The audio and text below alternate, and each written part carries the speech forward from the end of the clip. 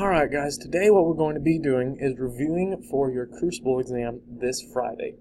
As said before, this is your biggest test to date, okay? It's 55 questions long, and there is a short answer response at the end.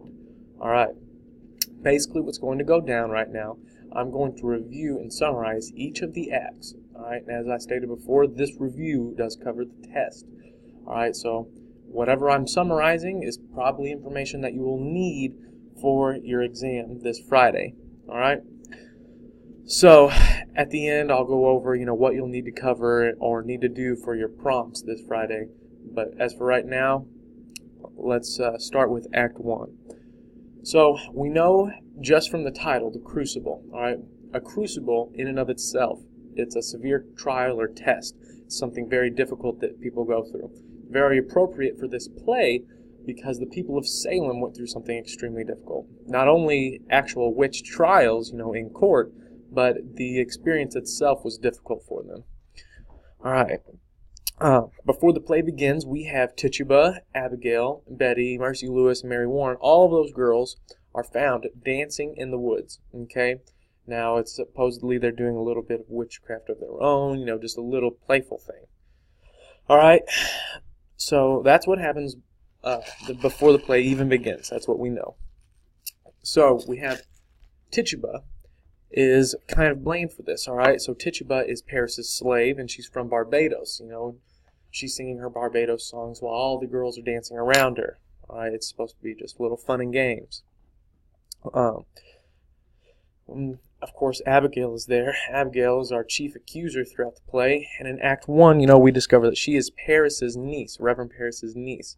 Reverend Paris is, the new pastor, I guess you could say, of Salem. And he's trying to make a name for himself.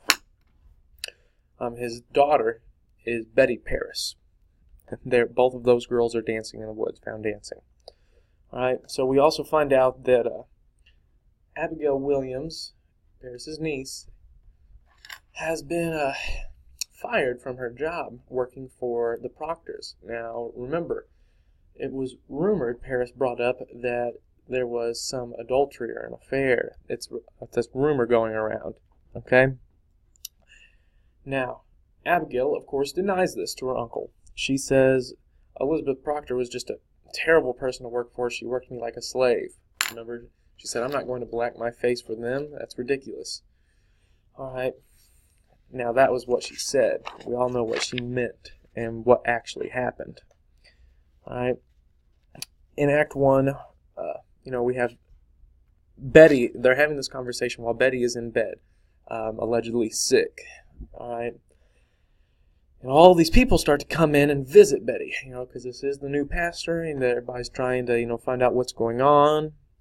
And Ann Putnam and Thomas Putnam come in. And we find out, remember, they are the rich people of Salem. They're in Salem town. They represent Salem town. They're wealthy. We find out that Ann Putnam, she's had a lot of grief in her life, all right? Mainly 7 of her children have died at childbirth, okay? Remember, 7 of her children. And her daughter Ruth is sick. But, her biggest issue at this point is, oh my gosh, something has to be going on.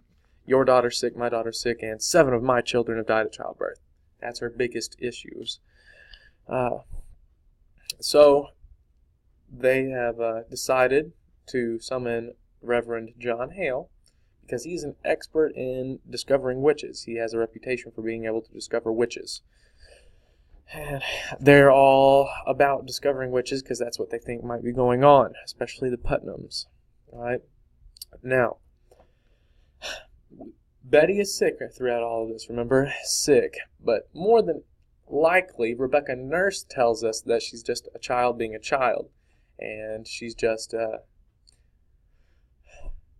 playing a childish game.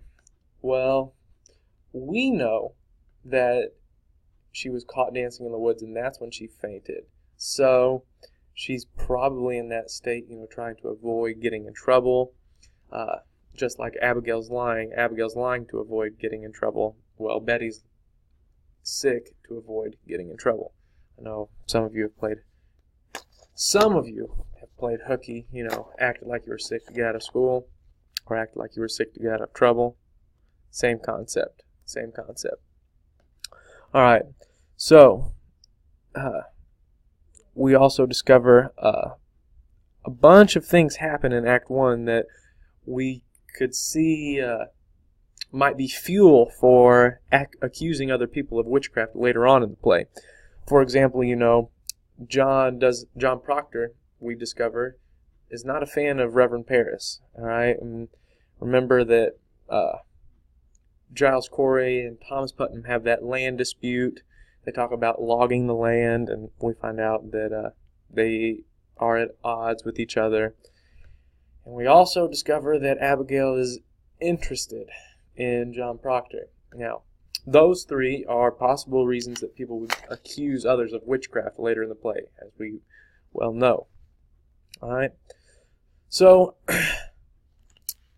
after John and Abby have their conversation where we find out that Abby's interested in John Proctor, we discover, right before that, all of those girls are in the room, and Betty wakes up from her trance, from her sickness, and Abigail starts to threaten not only Betty, but all of those other girls, all right? She says, if you breathe a word about this to anyone, I'll bring a pointy shuddering on you, all right? She's saying that I'll kill you if you speak about this.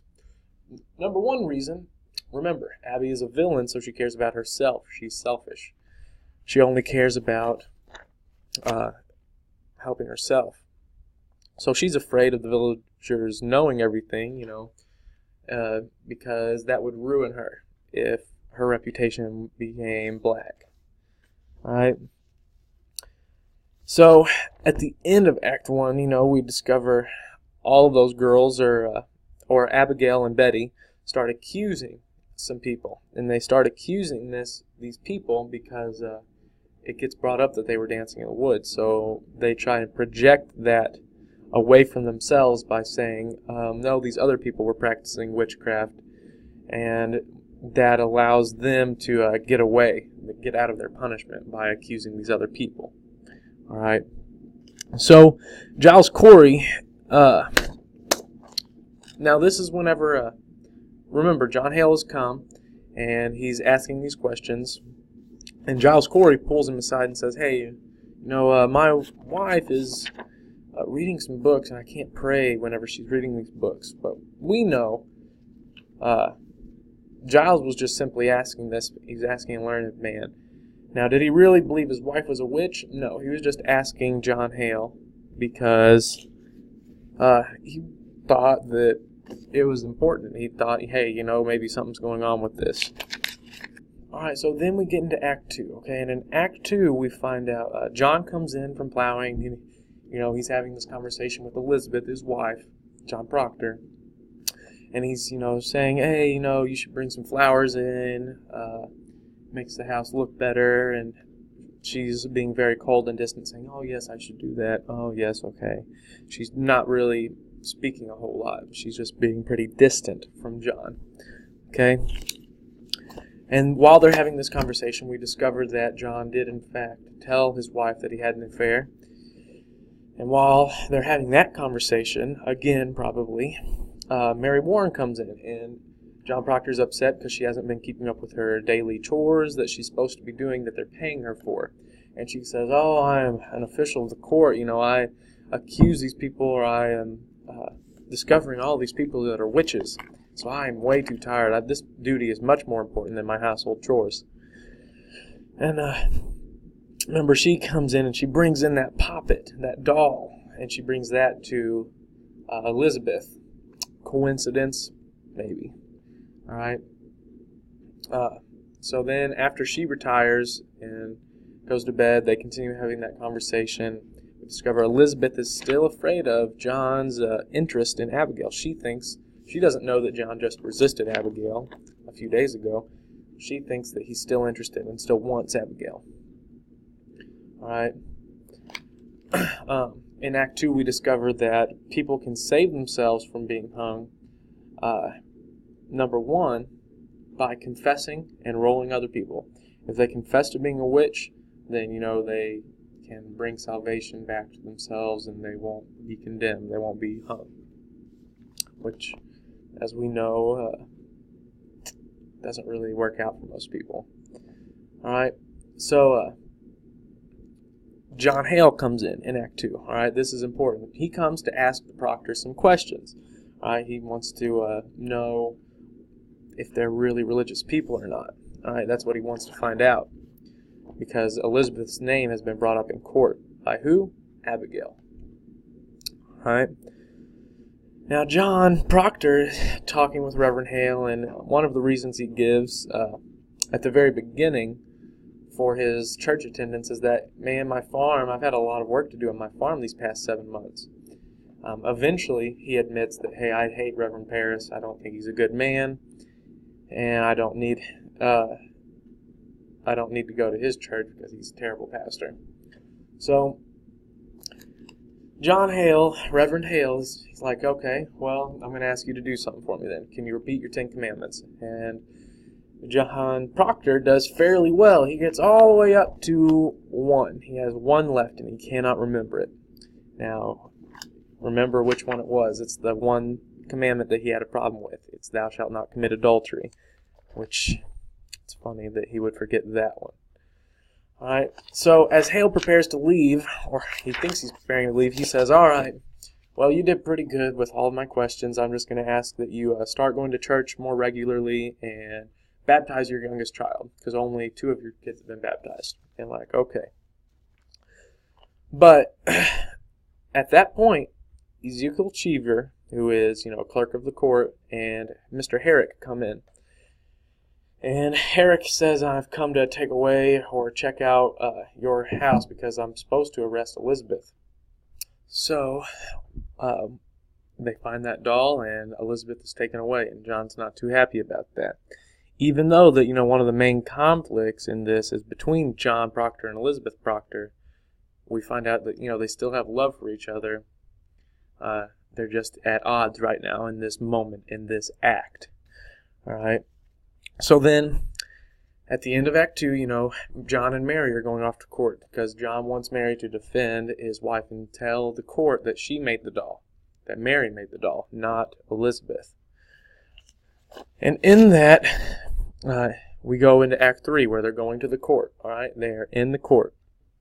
And Mary Warren, it starts off, by saying she's there to help. She's there to help John Proctor. But deputy, we have Governor Danforth, who's the head judge of the area.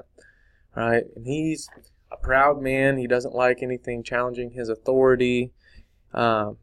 He's very judge-like. He is the essence of a judge, which makes sense because he's the highest judge in that land. So, we find John Proctor at the general court, and he's starting to present his case, and Ezekiel Cheever's there, and Ezekiel Cheever, as the clerk of the court, says, I have some evidence I feel like I have to present. He's just trying to help, but he says John plows on Sundays. John plows on Sundays, and that discredits John because it hurts his character in the eyes of the judges. All right. And we have Danforth, when he finds this out, he's talking with John Proctor, and he says, okay, let me tell you something. Your wife has told me that she's pregnant. Now, this is a surprise to John Proctor, because he didn't know. And he says, we thought it was a lie at first, because it seemed too convenient. You're accused of witchcraft, now you're pregnant, so we have to keep you away for a year. We can't hang you for a year. But based on John's word, John said, well, I didn't know that, but my wife does not lie. So take my word for it, she won't lie. She is pregnant. And I say, okay, then she's good for a year.